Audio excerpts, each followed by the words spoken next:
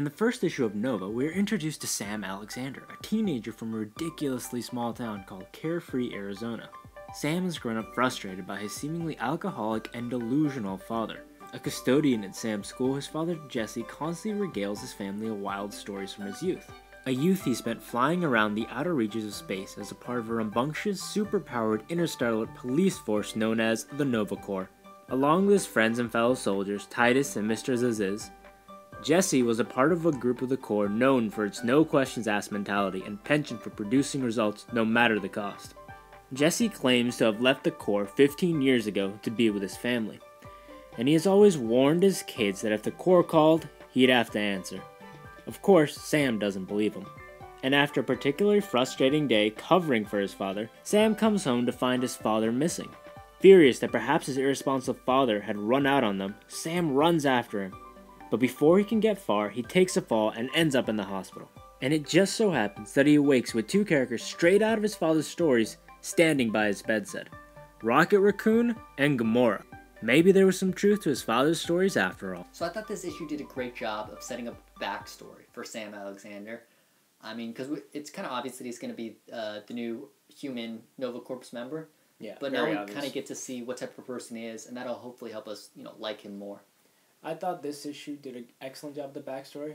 To me, it seemed like a bad 90s sitcom where he's stuck in a town called Carefree. His dad is a janitor at the school he works at. He rides around on a skateboard everywhere.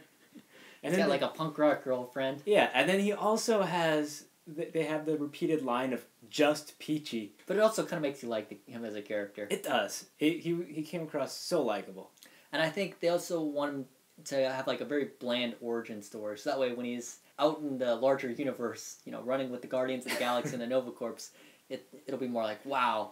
Where did this guy come thrown from? in the deep end, yeah. Yeah, it reminds me of Smasher in Avengers number 5 by Hickman. Very similar, where she's just thrown up into the stars. She's a simple girl from a simple town. Yeah, humble origins. Yep. We talked about how the Smasher seemed to be almost an analog to the Green Lantern. I would say that this is the Nova Corps is even more so. A greater analog to the Green Lantern Corps. So the reason we know that Sam Alexander is going to be the next Nova Corps member is because we already saw him in AVX. Yeah, he was the guy who came and warned Earth that the Phoenix was coming. He kind of got owned by the Phoenix, and then, Scott Summers kind of beat the shit out of him later. But he was there, so... Yeah, that was his grand appearance on the Marvel scene, really. And, taking a beating twice from the Phoenix was good enough for, I think it was Thor, said, all right, you're in the Avengers now. I'm curious to know whether Sam is going to be able to rescue his father, or is his father already going to be dead? Because what that sets up is he going to have residual feelings of, regret that he never believed his father? I'm not sure, but I think that his father is probably kidnapped, and it'll tie to his previous missions as a Nova Corps member. We also got to keep in mind that the Nova Corps, well, it used to be big when his father was in it. It got reduced down to one person, which was Richard Rider. So maybe people are trying to dismantle the Corps before they can completely reform.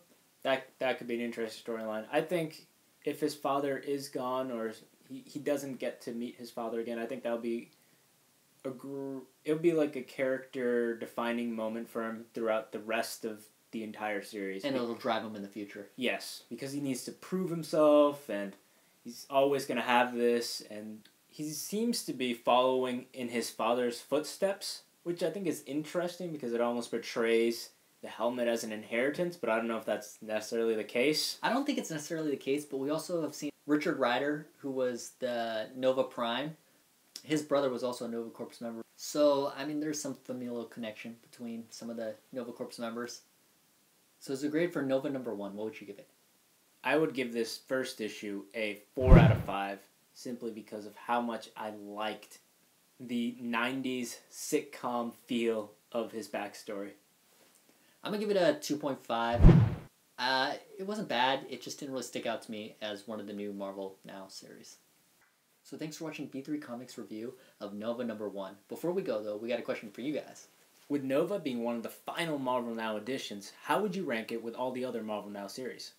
Leave your answer below in the comments. Also, be sure to check us out on Facebook and Twitter.